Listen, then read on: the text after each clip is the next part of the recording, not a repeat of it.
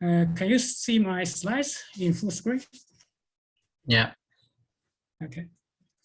So today I talk about this title, Building a Better Research Culture, especially focusing on supervisor-student relationship.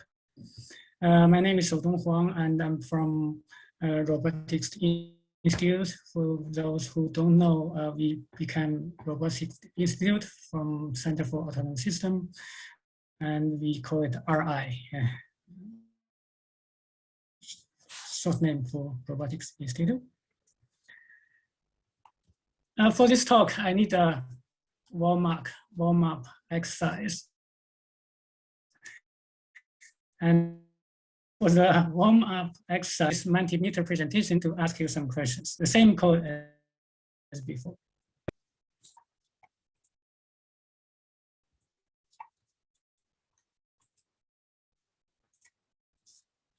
Are you seeing my Mentimeter presentation? Yeah, so the question is, how do you feel right now? And give you a few choices: happy, very happy, neutral, unhappy, angry. So yeah, let's see, neutral is the majority. No one is unhappy, no one is angry.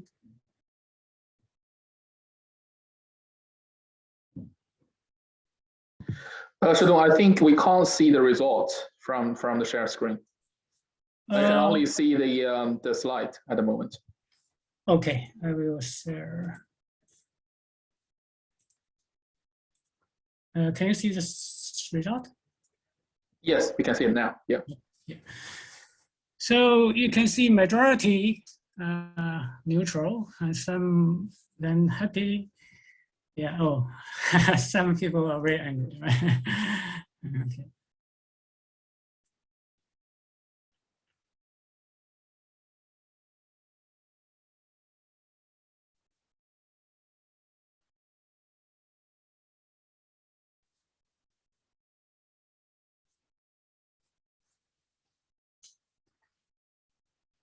Yeah, most people are feeling neutral and pretty happy right now. Good.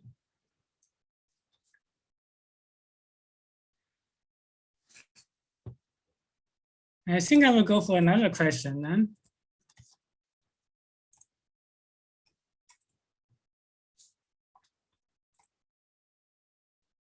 What's your relation with Shoudong?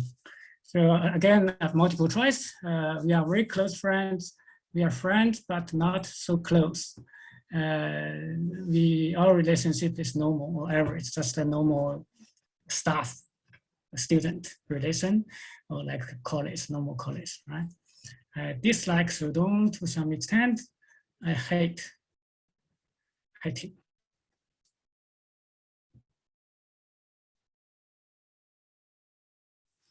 Yeah, I got some very close friends here, some friends. Yeah, mostly normal, average.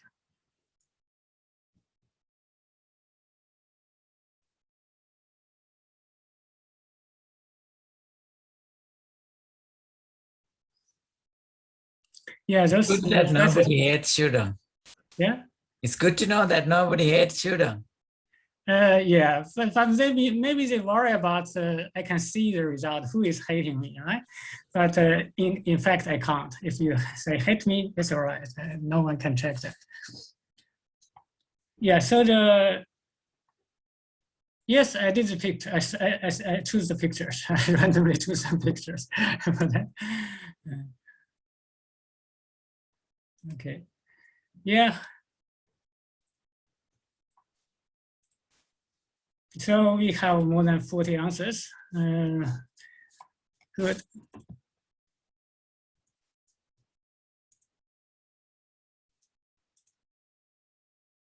Next question is, how do you rate the following: health, family, money, and career? I think you have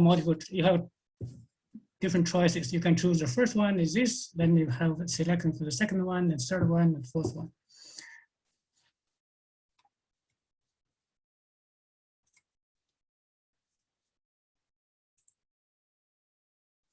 Yeah, for those who joined just now, you can log in this menti.com and use this code to answer question. I think the interaction will be very useful for the talk. So try to log in, use this code and answer the questions.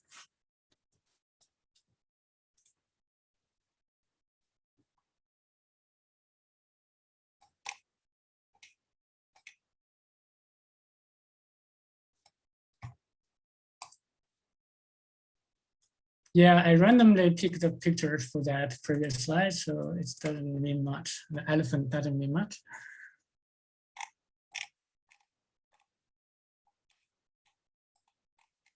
The questions are not that serious, right? So basically, if you have some random answers, that's okay. But I hope more people can provide some answers.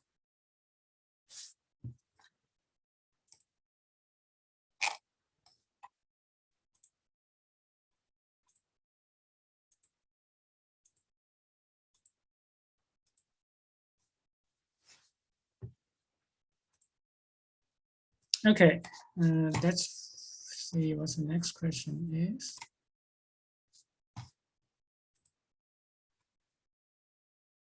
What is your expectation on my talk today? So first is I will give an interesting talk, and second is I will give a useful talk.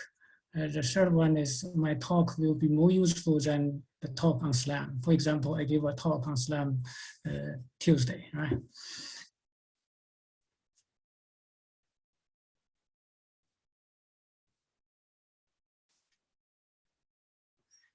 So when I learned this Mentimeter presentation, I feel really excited. I think this is a really good way to do talks. Then you don't really need to do anything. You can just design some questions, then people answer. Then people will be glad to see what people answer the question. So that's a very good way, I think.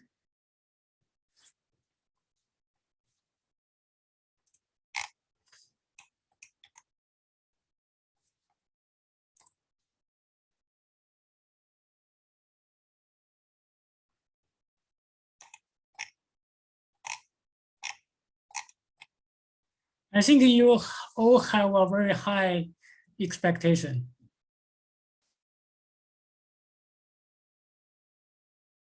Yep. Probably you need to adjust it a little bit. Shortly, you will find your expectation is too high.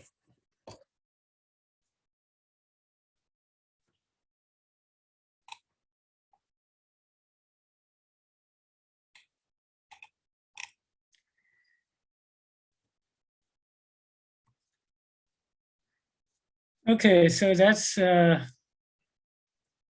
question I'm asking you before the formal talk.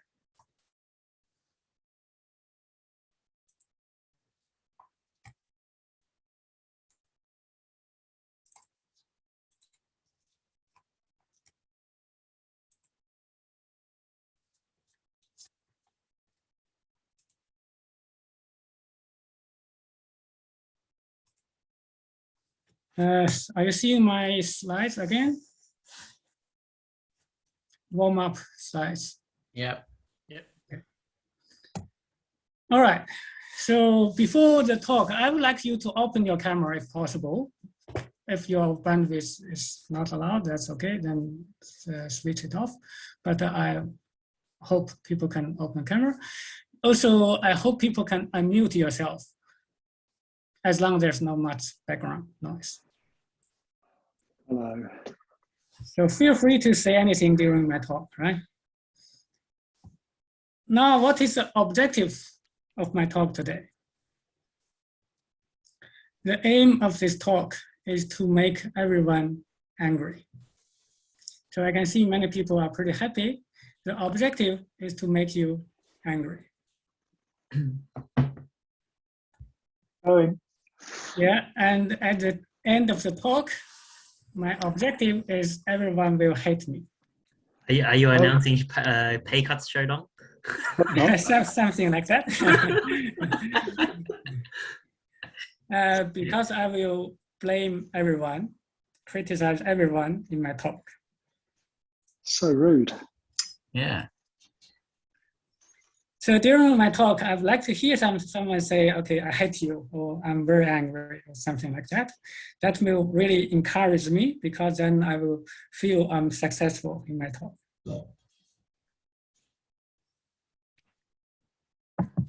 And some of you are now treating me as your friend. I think after my talk, you will change your mind. Okay. I have deliberately invited some of my friends to come to my talk. So what I want to achieve is, after my talk, I will have 0 friends.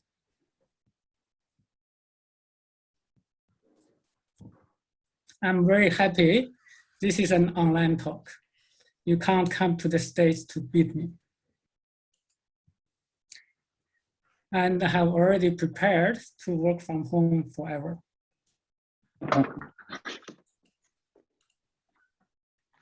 So if you feel uncomfortable and you don't want to listen to the talk, you can leave now. But before you leave, if you can say something like, I'm angry, or I hate you, or write in the chat, yeah, I will be happy.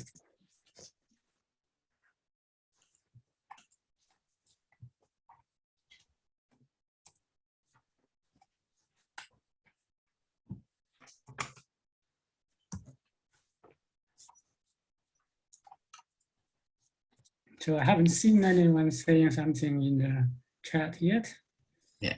Not So angry yet, Shoudong. Yeah, I'm not successful. So are you ready to go? I'm getting Not there, yet, not Shoudong. If you don't get on with it, I'm. Okay, doing a good let's job. see whether I can do a good job. Okay, motivation. I'm organizing the RI talk series, and after this talk in September, I asked around, and none of our academic staff members want to give a talk in October. They have different suggestions, but it didn't help me to find someone to give a talk in October either. So in order to continue this talk series, I have to give a talk myself. So I hate all the academic staff members. That's one motivation. The second motivation, I gave a CAS talk in 2020. The title was, Can we build a better research culture? And at the end of the talk, I said, I hope someone else can continue to give a talk on this topic. And if there's no volunteer, I will give another one.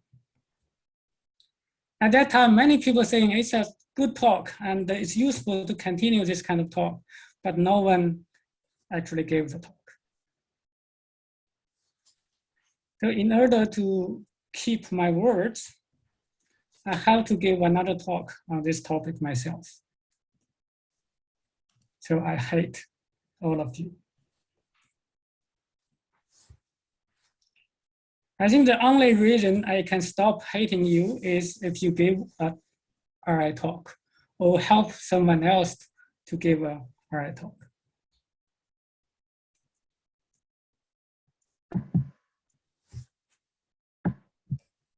So this is a motivation. And today I will talk about the supervisor-student relationship.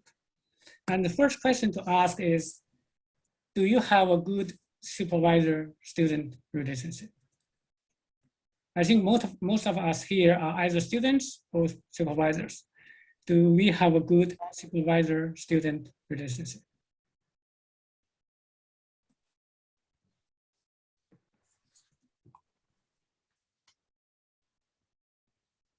Our people are all thinking. But as a supervisor, maybe you can ask yourself, have you ever had the following situation? For example, my student didn't follow my instruction. Or my student is not working hard to meet the deadline. Or my student sometimes likes to find excuses.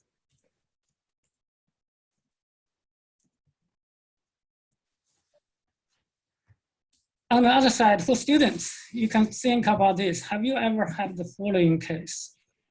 My supervisor is expecting too much from me,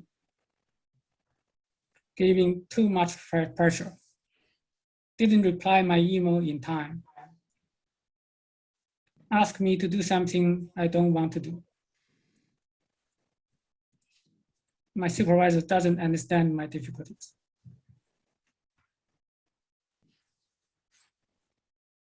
If any of this happens, then I would say the supervisor-student relationship is not perfect, at least can be improved. So do you have a good supervisor-student relationship?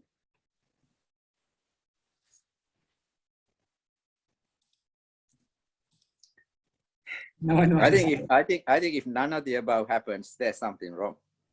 Okay, good. I always had students who doesn't listen to me, and I'm sure many of my students think that I don't respond to them. So, well, I don't have any students anymore, so that's good. But I think if answer is no to both of these, something is wrong. Okay, that's a good point. So I think many others don't want to answer like in the public because they are a bit worried about their other side, right, as a student supervisor, but that's okay. So today I will mainly tell you 3 stories, and they are kind of related to supervisor-student relationship. So starting from the first one, this is an experiment about supervisor. So random students are selected, and they are randomly assigned into a group of 3. And in each group, 2 of them are asked to do a 2-hour assignment. The other assigned as supervisor. Of course, it's randomly selected. What students, what level are these students, please? Sorry. Postgrad? Yeah, any random students, right? Any random, like can be high school, can be university, can be whatever. So just random students, okay, and 3 in group, and 1 as a supervisor, rather as asking to do an assignment. And they put them in a small room, and there's camera monitoring their behavior. And after 30 minutes, the researcher bring in cookies. And the result is the supervisors eat more cookies. Not only that, they also make a lot of noises and make the table very messy. I heard this experiment from this talk. This is a 12-minute talk, and the experiments is talk about at about 4 minutes time. The talk itself is good, but if you don't have time to watch the whole video, you can just watch the experiment part.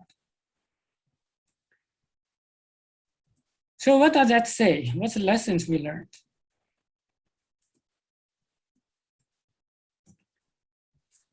It tells us that it's our human nature to feel too good when we become supervisors. Even if we just randomly picked as a supervisor, we will feel good. Feel too good, what I mean is overconfident. So when we feel too good, we believe it's okay to eat more cookies than others. When we feel too good, we think we have the power to control others. When we feel too good, we like to tell others what we want, but we may not like to listen to others about what they really want. When we feel too good, we like to use our own way to do things instead of looking for the best way. Many others can happen when we feel too good. So one question I have is, some of us here are supervisors. Are we feeling too good? Or are we feeling too good sometimes? You can all ask yourself.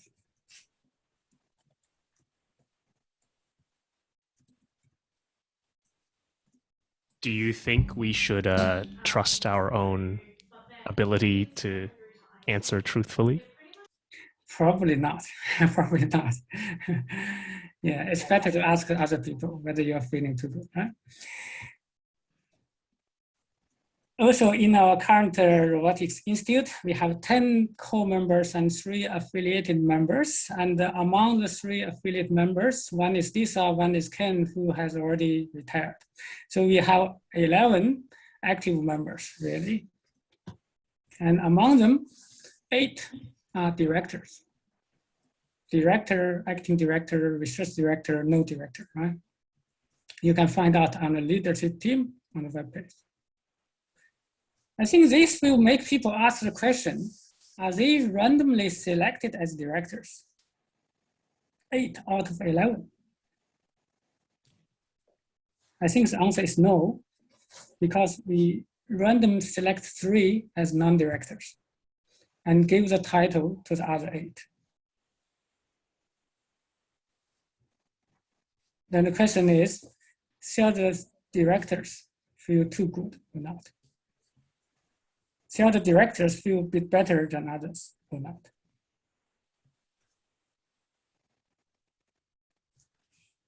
So again, roughly speaking, when I say feel good means confident, which is good. When you feel good, it's okay, you're confident. But feel too good is overconfident. And that's probably not a very good thing. Whether some supervisors are feeling good or too good, let's have a check in the Mentimeter.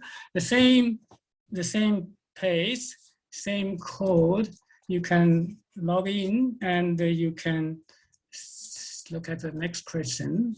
I think it is this one. Can you see the question from the menti.com? Yeah.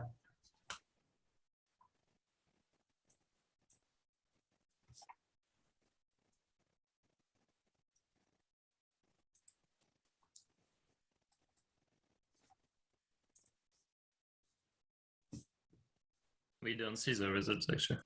No, No, it's good.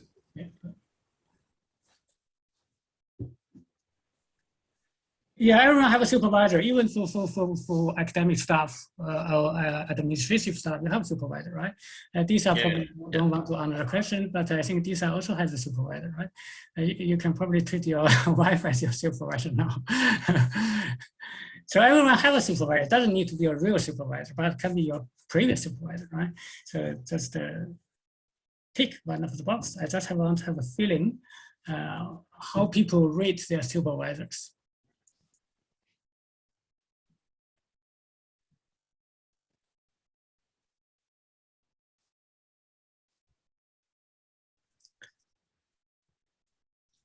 Yeah, so for those who joined recently, you can log in this menti.com and use this code. You will see the question, then you will be able to participate in this exercise. This is, again, I would say it's a completely anonymous, and we can't use this result for research purpose or whatever, just for fun, right? So we just want to see how people feel about others and so on.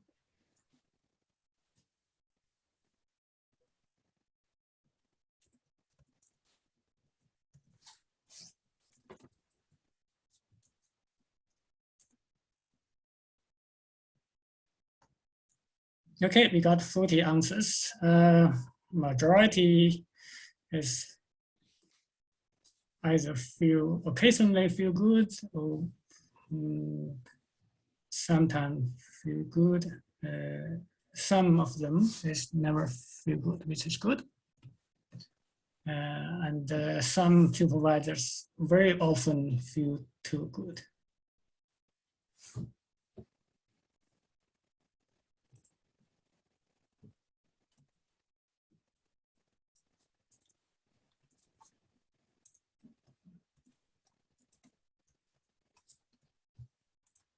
Next question is statement, is for your ranking of the statement.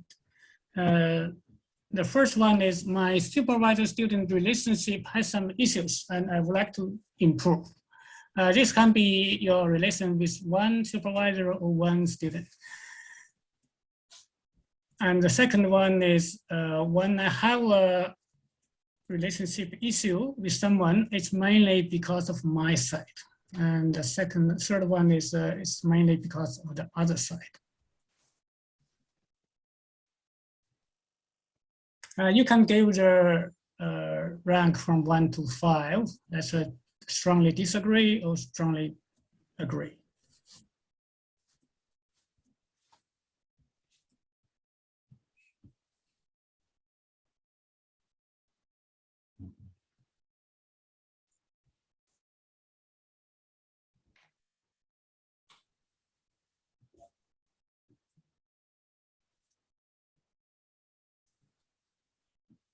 So for students, don't need to worry much. If you have some issues, just say yes.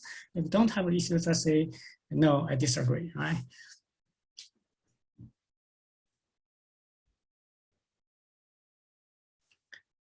And for the current result, it seems like half the people feel the problem is from his side, half them are feeling the problem from the other side, which is reasonable, right?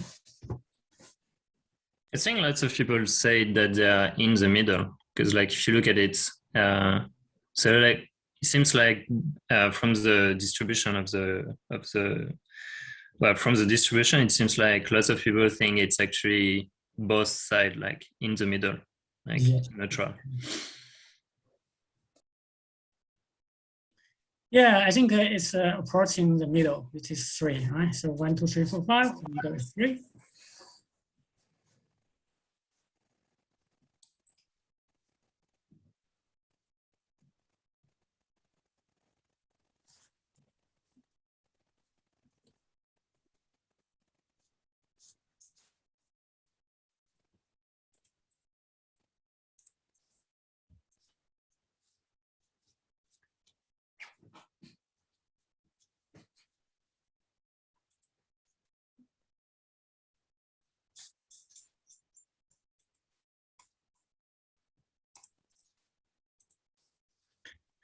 Okay, that's a small exercise. I think the answer is kind of in the middle. So are you seeing my slides back?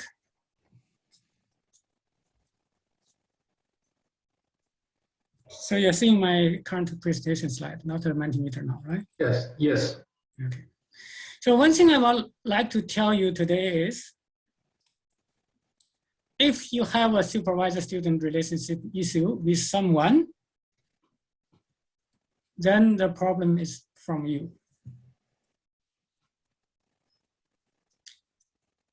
Yes, I mean, it's because of you.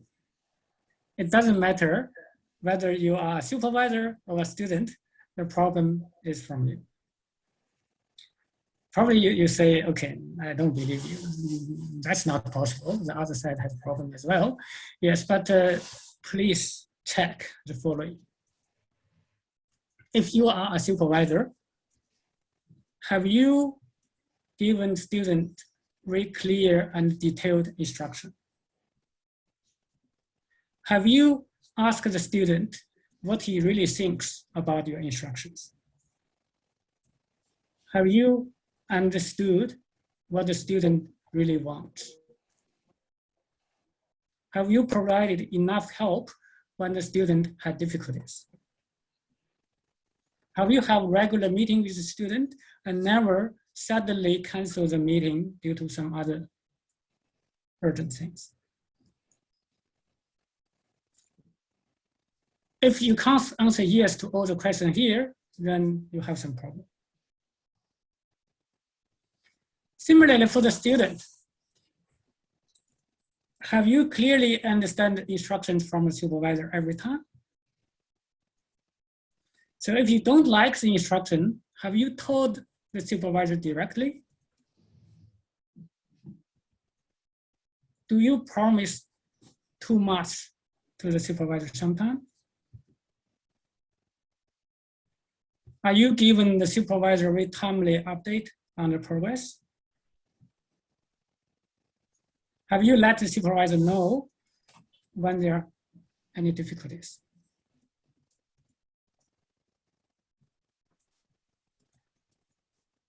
If you ask this question, you probably will realize that, yes, you have some problem.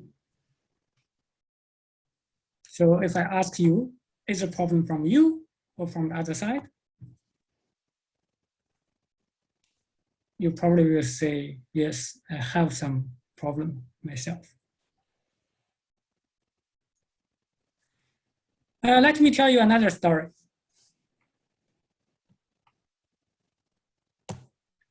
This story is about an experiment about monkeys. 5 monkeys are put in one room, and there's a ladder in the room and a banana on the top of the ladder. Of course, the monkeys like the banana, so monkey want to get the banana. But as long as one monkey try to get the banana, then the researcher will spray ice cold waters on the other 4 monkeys. So once one monkey approaches the ladder, then ice cold waters will be spread on the other 4 monkeys. Soon after, the monkeys understand the situation. And after some time, every time a monkey went up the ladder, the other 4 monkeys will come up against him and beat him up. Any monkey went up the ladder, the other 4 will grab him and beat him up.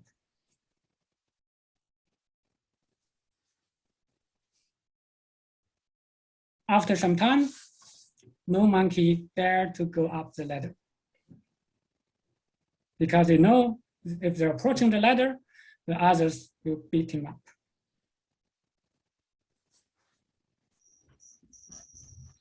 Now come to the interesting part. The researchers turn off the ice cold water. They never spray the cold water again. But what's happening now?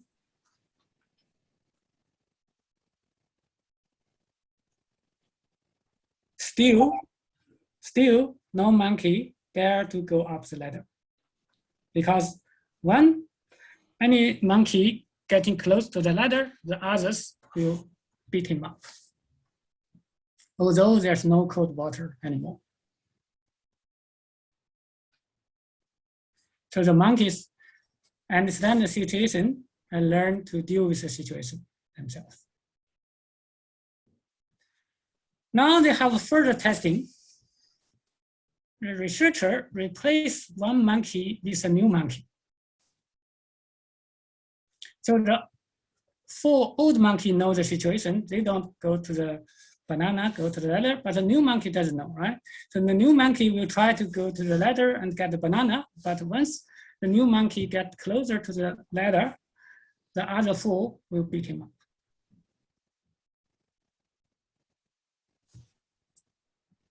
After several beatings, the new monkey also learned it.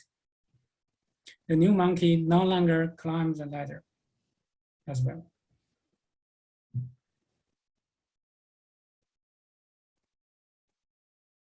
So all the 5 monkeys, 4 old ones, 1 new ones, no one dared to go to the ladder. Then they replace another old monkey with a new monkey. Same thing repeats. The new monkey learned it. After some beating, no longer go to the ladder. So the final result, none of the 5 monkeys have experienced the cold water, but none of them dare to climb the ladder, because they know if they climb the ladder, they will be beat up.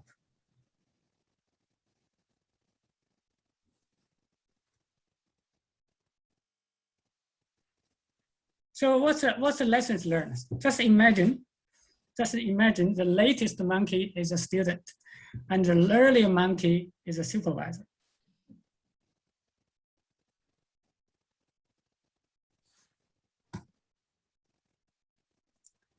The supervisor is giving a wrong instruction. It tells the new monkey, don't climb the ladder to get banana. This instruction is based on the supervisor's own experience, or even something he learned from his supervisors.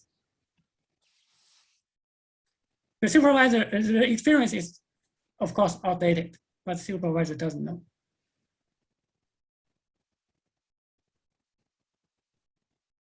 So as supervisors, do we sometimes do something similar? Do we sometimes give wrong instruction, which is outdated? Maybe our experience no longer true. Have we done something similar? That's one question. Second thing, how do we know if we have done something similar? If we're doing outdated things, but we don't know. Yeah, that's probably related to the second point. You probably want to allow the student to try new things, even try the old experience, and even letting them to make mistakes, right? So if your previous experience is outdated, you can double check. For example, some paper publish some result, you believe it's true, but maybe it's not, right? So you probably want to prove it again or something. So another point is the supervisor is educating the student through punishment.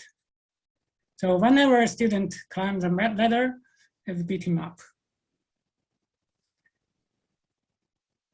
You didn't tell the new student or the new monkey what's the consequence, or even let the student try to make some mistakes. So if they really like the monkey to try to get the banana, they probably will realize there's no cold water anymore, right? So sometimes letting students make mistakes deliberately is not a bad thing.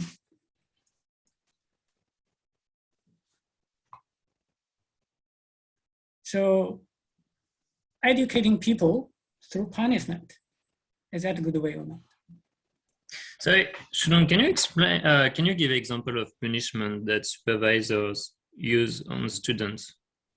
Because that to me it's not a thing. For example, when a student can't complete the PhD or something, right? You just fail him without giving any extra time or something like that. That's not a good way, I think. Also, for example, people doing CA candidate assessment, you don't provide enough help before the candidate assessment, but fail him in the session or something like that. I think, Raphael, even if there aren't kind of concrete consequences like failing a CA or something like that, sometimes you can feel, I don't know, you can feel your supervisors or somebody's behavior change around you or the way they think about you. And feeling that might be enough punishment. I don't know if punishment is the right word, but some kind of negative response to something bad that you've done. It doesn't have to be concrete in any way. Yeah, I think sure, but that's what I'm talking about. I don't think, well, I've not seen it much, at least, but fair enough. Yeah. Yeah, I think that the monkey experiment is like a bit extreme, but I just want to ask this question: do we have any better way rather than punish people instead of encouraging them, something like that? So another point I want to make is the intention of the supervisor is actually good. The monkey, they want to help everyone, not getting sprayed with ice cold water, right? But the reality is the new monkey can't eat banana, which is actually very safe. And sometimes this happens.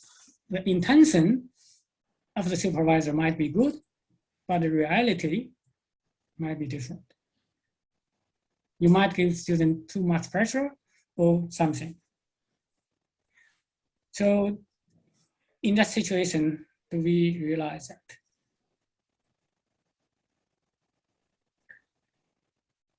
Of course, this monkey environment is not a good one, and we want a better culture than the monkey environment. And one important part of this good research culture, I think, is a supervisor-student relationship.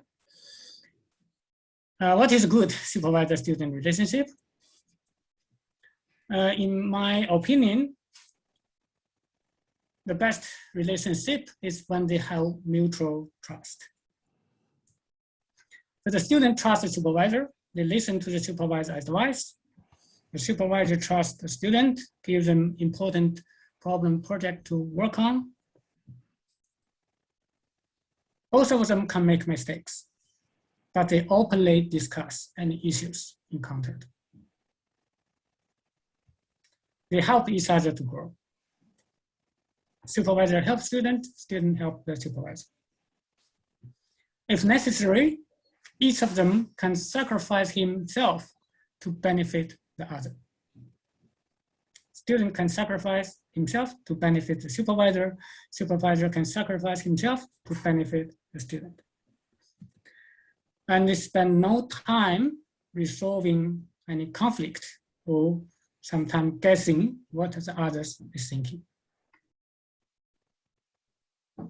Together, they get things done very efficiently and achieve outstanding performance. And both of them enjoy the process of doing research together. Shoudong, can you give some examples about how supervisors would sacrifice themselves for the students?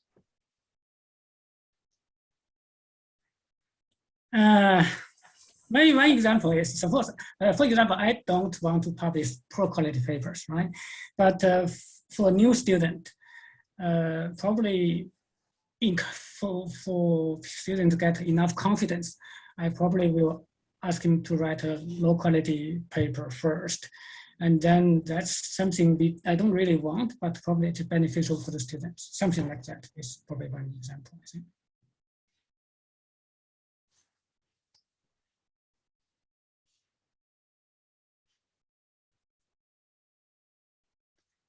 Maybe another example is, for example, when I have an industry project, I want my student to work on that, but students don't really have interest on this project.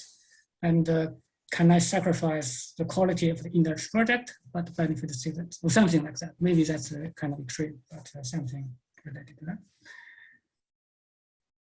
Maybe also sticking up for them.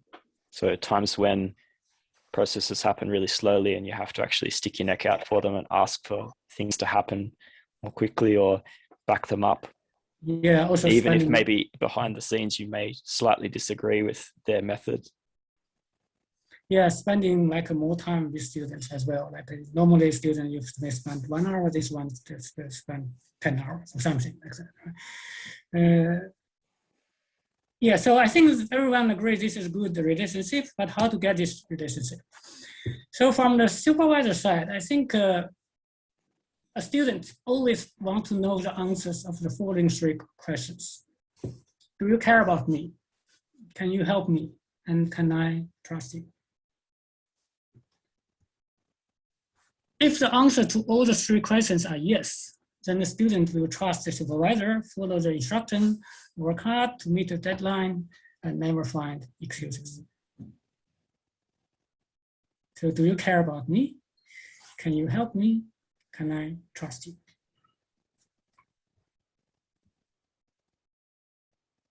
Maybe the question, more serious one is, do you care about me or you care more about yourself? Maybe this is not an appropriate question because everyone cares about themselves, but maybe a more appropriate question is, a student asks, when you ask me to do something, is it mainly for my benefit or mainly for your own benefit? In many cases, the thing is beneficial to both, but is it mainly for my benefit or is it mainly for your own benefit? That's a very difficult question to answer, but sometimes students are very clever. They can easily tell the subtle difference. This thing is mainly for them or mainly for yourself. And I would say building up the trust is not easy. Maintaining the trust is equally difficult.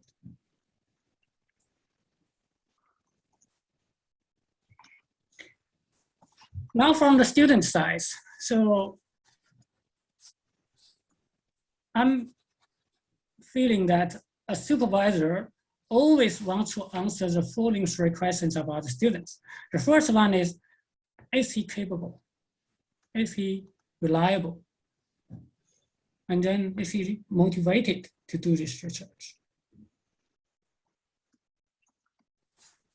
And if the answer to these three questions are all yes, then the supervisor will trust the student, give him more and more challenging tasks to do, and help the student grow.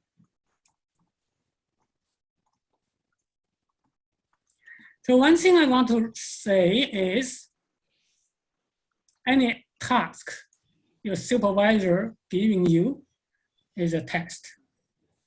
It's a test on your capability, test on your reliability, and test on your motivation.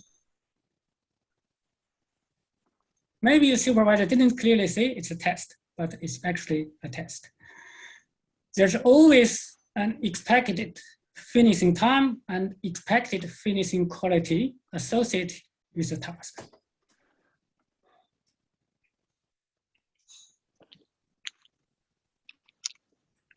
So communication with your supervisor is very important. For example, if you don't want to do a task, if you are not capable of doing a task, please tell the supervisor directly. And please always check with your supervisor what's their expectation. And then you know whether it's something you can do or not.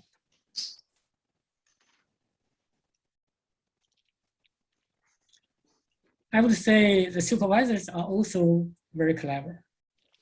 They can easily tell if you really like the task or you pretend to like the task. They can feel the difference. So again, for students, building up the trust with supervisor is not easy, and maintaining the trust is equally difficult.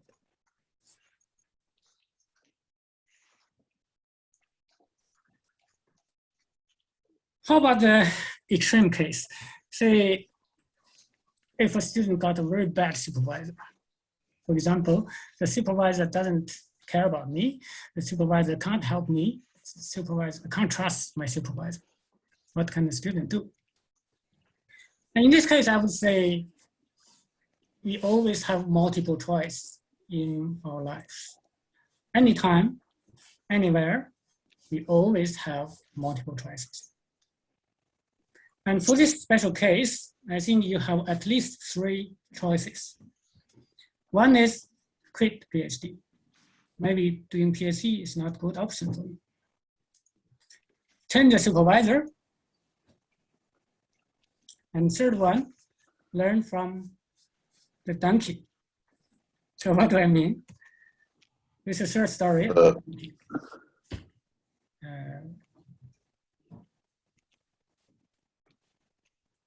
So this donkey fell in an abandoned well. He cried loudly, and his owner tried to figure out what to do. Finally, his owner decided the animal was old and impossible to retrieve, and he realized that the well needed to be filled to prevent future losses. So he invited his neighbors. They began to throw dirt into the well.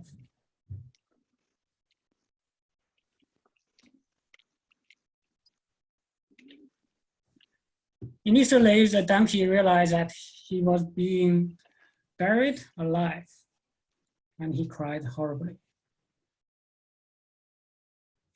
But later on,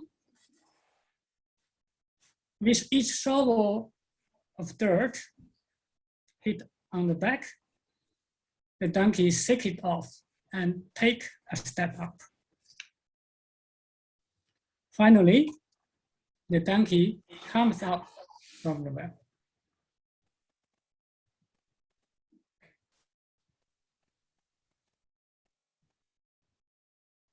So just imagine the donkey is a student and the owner is a supervisor. So what the student can do is, he can shake the dirt off and take a step up.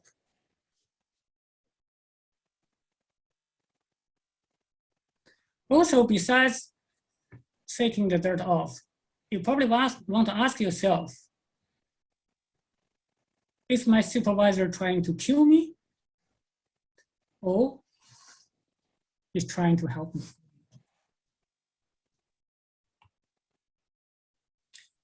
So probably that's a good sentence.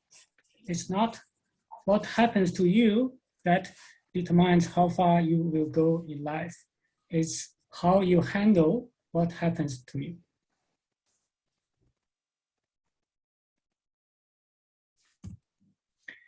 Finally, I want to talk about the feedback I got from my CAS talk in 2020. After my CAS talk last year, I got some feedback from my best friends. The first one is the talk is good, and I can see your big effort, but you are trying to change people. You should know you can't change others. I totally agree with this. I can't change others. But what I can do is I can change myself. And I think I have changed something in the past 1 and 2 years. In particular, after I changed myself, I feel more respect, more trust from others.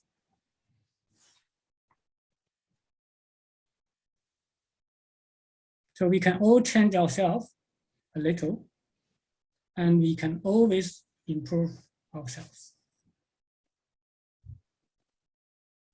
If everyone changes a little, the world will become much better. I think this is another reason why I say if you have a problem with your supervisor-student relationship, the problem is from you. Because the only thing you can do is changing yourself. You can't change others. If you improve yourself, the relationship might be improved. Okay, so in summary, today I want to tell you is everyone can give a RI talk, and everyone should give an RI talk. The RI talk can have any format. For example, you can just design some Mentimeter questions and ask people to answer the questions. It might be a good one. It's okay to criticize supervisors. It's okay to criticize the directors. The best supervisor-student relationship is with mutual trust. Communication is very important in order to understand each other. In many cases, the problem is we don't understand each other. And we all have big room to improve. It's not easy to change others, but if we really want to change the world, we can start from changing ourselves. This is my intention. But I know sometimes there's a big gap between intention and the reality. So what is the reality? I don't know.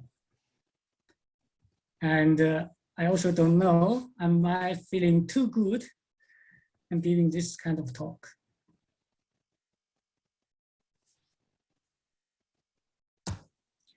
Thank you very much. And yeah, all the points are personal and open for discussion. And if you haven't hated me yet, I try to make you hate me during the question time. I think Shoudong is a good talk, and you might have managed to get the hatred from few people because you call them monkeys and donkeys. So, yeah, that's right. And I'm blaming everyone, right? okay. Including you, right? The director. Of course. That's why I'm saying I'm angry with you now. Okay, good. That means my talk is successful. Yeah. Yeah, any questions? Now, one good thing I see is that, I was just noting down the number of participants, and it was steady at 62, which is a great thing because I think that shows that the talk is interesting and engaging. Otherwise, normally what happens is people start talking, the numbers drops. But it didn't happen. Or maybe you leave the computer on and do something. Okay, yeah. I have a comment, Shoudong. Yeah. I think it's great to realize if there is a problem, and I guess that this talk went in this direction. But I think we should also thinking how to do also. So in my view, it was kind of steer on the negative side, like realizing there is something wrong. But what about the other way, realizing there is something good and you want to keep it and maintain it and make it even better? So the positive side of your talk. Not saying your talk was completely negative, but it kind of went in a bit that direction.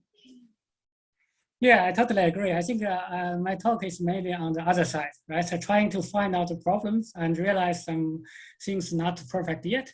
But I think we do have many positive sides. Maybe that can be the talk from another person next time.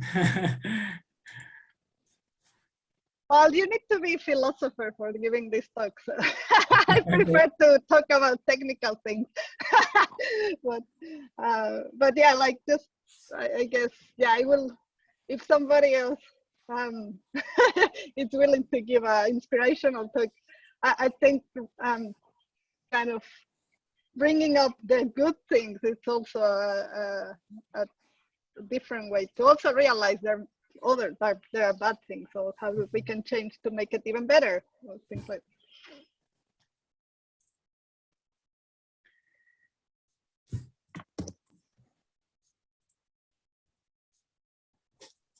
Yeah, if we still have time, we can ask any questions. Otherwise, I think that's pretty much. Shoudong, there might be questions in the chat. I'm not sure whether you had a look or not.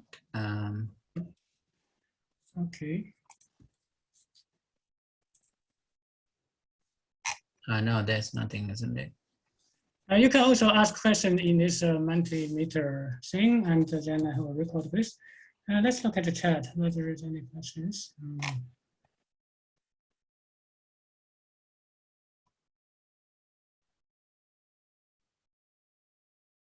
I have a question. So I think so as you said, there was no follow-up on your previous talk. So no one acted upon it and tried to follow in that direction.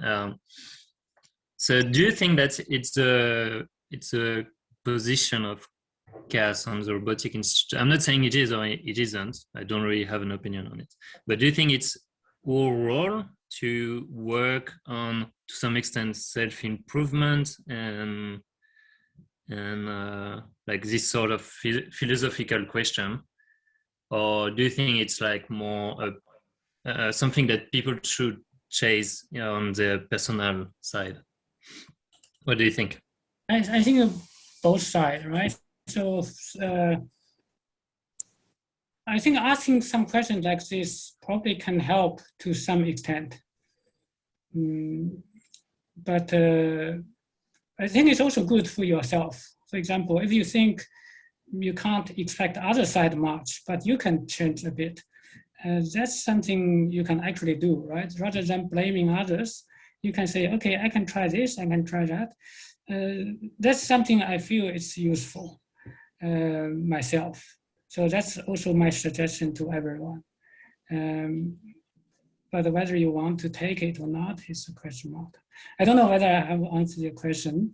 We need also improve the other side, like as well. But I want to remind people maybe who is feeling I have no problem myself, you probably have some problems. That's something I want to do today.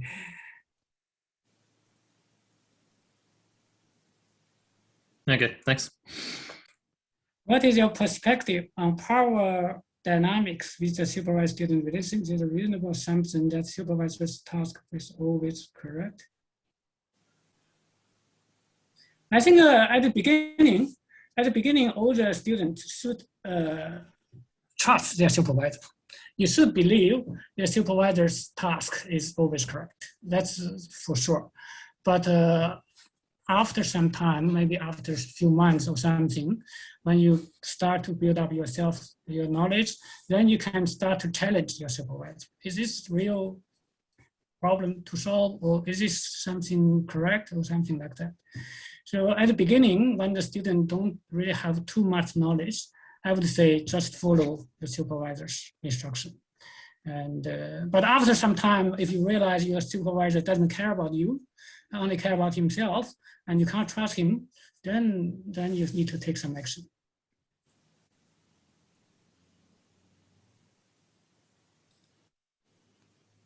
Yes, someone asked a copy of the slides. Yes, I will. I will put the slides somewhere. I think I have my previous CAS talk slides in Google Drive as well. For this kind of talk, I always want to save a PDF version. Then I can go back to see 10 years before what was my idea at that time. And so when I looked at my 2010 CAS talk, yeah, it's good. So I can still see not 100% correct anymore, but it's still something useful. And it clearly shows what I was thinking at that time.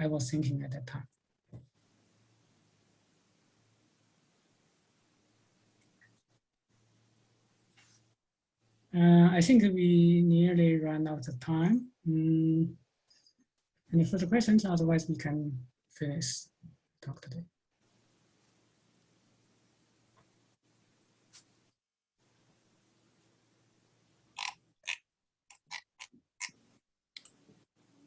All right, thanks, Shoudong. Thanks. Okay. Thanks, Shoudong. Thanks. Thanks, Shoudong. Thank you, Shoudong. Okay. Thanks, Shoudong. Thanks, Shoudong. If there are other questions, I can address it somehow if possible. Yeah. Okay, bye-bye.